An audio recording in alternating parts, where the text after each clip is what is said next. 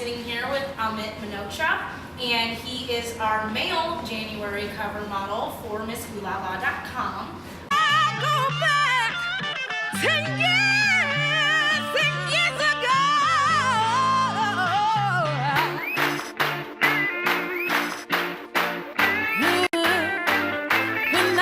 When I get my second chance, I'm gonna redeem myself. When I bring myself, me and my team, my help. Ain't no I in that, but I'm in that. So I impact like it's 10 to me. Inside of that, a one-man army, I am that. Bring it back like a typewriter, writing that. I attack like a lightning strike with a lion's wrath. With a viper's bite, put my life in that. Put your life in that. Like everything I do, though. All my old wounds have all healed, but they still feel like they new, though. And every time I see them, I start to think of you, yo.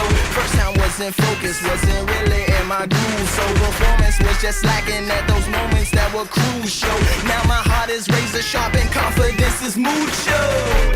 Big things I can't forget, things I can't forget, things I can't relive. That agony is. I want to talk to you today a little bit about your background because you have a great story. You and I talked a little bit earlier about where you come from, and I want people to know that about you because it's actually an amazing story. So tell me and everyone else a little bit about yourself. Well, heritage-wise, my parents are from India, but I was born and raised in Dubai. My parents moved there a while ago, and that's where I did all my schooling. And well, right after high school, I decided to skip town and come to the US for some undergraduate and graduate work. Right now, I'm working on my master's, my MBA in IT management. It's fun. I really like it. I'm going over to Webster University right here. And when will you graduate from there? What's your degree? My current plan puts me at graduation in August of 2011. Although I'm still considering maybe doing a study abroad or something, just because I like to go all over the place. They've got campuses all around, especially Right. in Europe. You've done a little bit of traveling so far in your life, so studying Yep. abroad and changing and being in a different culture wouldn't be too shocking for you, obviously. Well, I actually wanted to be a little shocking just because I've been here for almost 9 years, and this has become like my second home now. I haven't been back home in a while, so I'm just so used to being here. I don't want to say I feel like an American, but I do feel like this is home. I mean, I'm used to being around here, and I want to go somewhere else where I feel a little bit of a culture shock or something of that sort. Right, Learn a and different language maybe. now we talked earlier, your family and your heritage originates from India, but you actually were never raised in India, and you were actually not raised with an abundance of people that share your background. Was that different for you growing up being in Dubai versus being in India where you originate? Well, it was, I mean, obviously I didn't know any different, but every time I went to India, I noticed my cousins, and they had a very different outlook on life. They were a little more determined than I was, definitely. It was a lot more relaxed and comfortable being back in Dubai, kind of like being over here when you see people coming in from another country and they're really good at math or really good at something else. For me, it was the same thing when I went to India, and I would see my cousins, and these guys are becoming doctors when they're 16 or 17, you know, like ready to get into their med school, and I'm very like, driven. yeah, And, it was. and you're at a point in your life where you have an undergraduate in biochemistry, you told me earlier, and now you're studying IT, and you are wanting to be in the middle. I understand. Yep, I did my undergraduate as a combination degree of biochemistry and computer science. I wanted to go ahead and work right away, but I thought I'd get my MBA in IT management just so I can have more of a background with managing the IT people and also working with the biochem people, which my background anyway allows me to do with some genetics, and won't get into the boring detail there, but just be like a mediator or a translator between them. I've always loved languages, so it's kind of, that's my analogy. It's like I can understand one language, translate it into another, and I can do that for IT people and for biochem people, so I'm just in the middle. Right, and you speak English very well. Are you fluent in any other languages?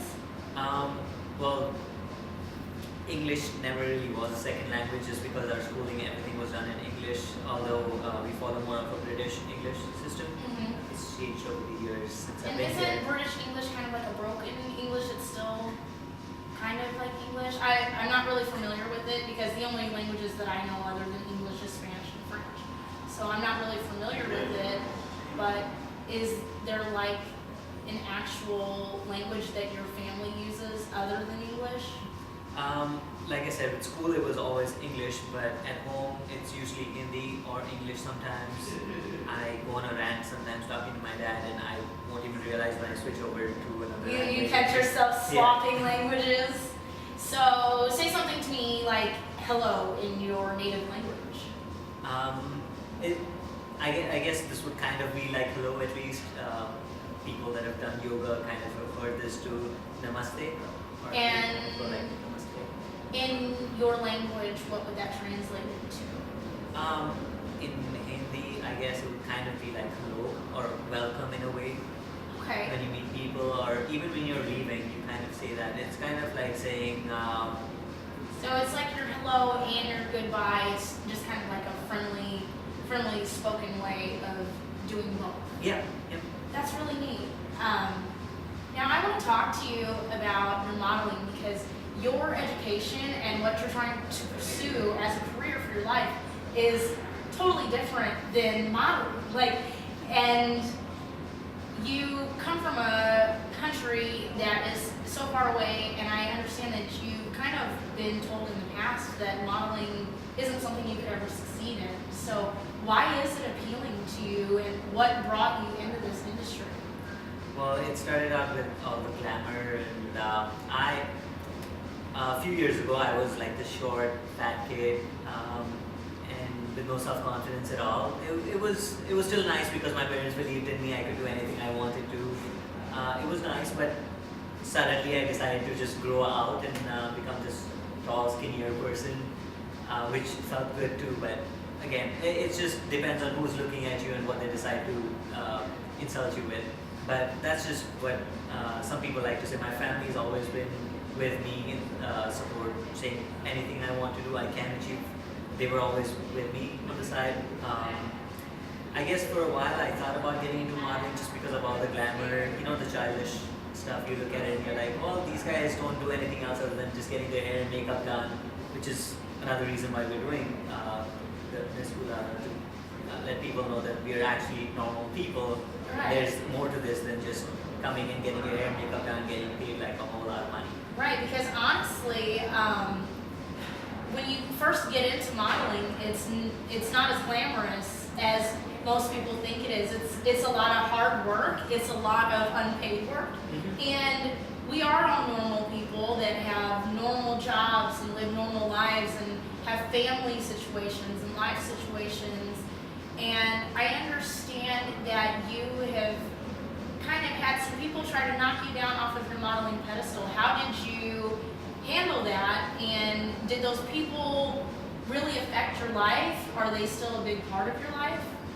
Well, I definitely think they're still a part of my life, a big part, and I would like to thank them for telling me that I cannot do this. I mean, there's always people that will tell you that you can do something and that you cannot do something. I decided to take what I could from the supporters and confront the haters. When somebody told me, I think there was actually this really good friend of mine who told me that I could never do this. I mean, we were in the US for a long time now, and he's like, look around, you never see an Indian model around. You see Caucasian, blonde males, just, big built people that do this stuff. Look at Abercrombie, look at Gap, look at any of these guys. I mean, you can't even go anywhere near them. And yes, it did shoot my confidence down a little bit at that time, but I was like, well, I'll take this as a challenge. Why can't I do this? Right. I'm just another person here. Let's see what I can do.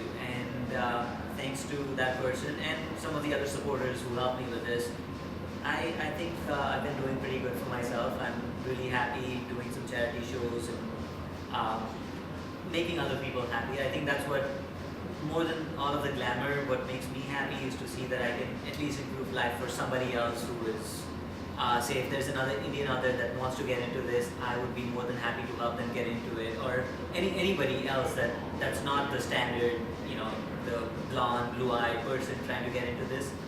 More power to them. I mean, I'm an example right here. If I can. From talking with you earlier a little bit and getting to know you on more of a personal level, I understand that a majority of the reason that you do modeling is to put a smile on other people's face, and that is very honorable, and I really like that quality about you, and that alone will not only bring you good karma, but it's going to take you very far, because people are going to respect you and find the good in you, regardless of what your ethnic background is and where you come from, where you're taking yourself and your confidence level, and just the fact, smiles are contagious, and if you continue to spill out the confidence that you have and show other people that no matter what anybody says you can or can't do, if you're doing it for yourself and you're doing your best, you can succeed. I love your story, and I love that you're such an inspiration and that you're such a strong person, despite all of the obstacles you've overcome, pursuing modeling, pursuing your education and your degrees, and I really see you going very far in life, and I don't ever want you to stop doing what you're doing, because you're doing a great job, and I understand that you're a hair model and that you actually are going to go somewhere with this, and I congratulate you for that. And I really want to thank you on behalf of myself. You're an inspiration to me, and on behalf of Miss Ooh La La, I am so excited that you are our first male cover model, and I want to thank you for being a part of this, and I look forward to working with you many, many more times. Everybody, the staff of Miss Ooh La La, we are ecstatic that you're a part of what we're doing, because you really have a voice in this, and you have proved to us that you can do anything that you really want to do, and you can show other people that no matter what tries to bring you down in life, that you can succeed at that. And I appreciate that so much, because there isn't very many people that are as strong as you, and I'm so glad that you're a part of this, and thank you very much. And we're going to start shooting you now for your cover photos, so I'm going to let you get your hair fixed up, and you're going to get all dolled up. Something wrong with it? No, you look great. But we're going to get you all fixed up and dressed up, and we're going to start shooting you, and we're going to take some amazing photos, and it's going to be a whole lot of fun. So thank you again for being here. Really appreciate it. But I put that on my city, we will never meet again. I'd like to say congratulations to you for being our cover model. That's a pretty big deal for us and for you.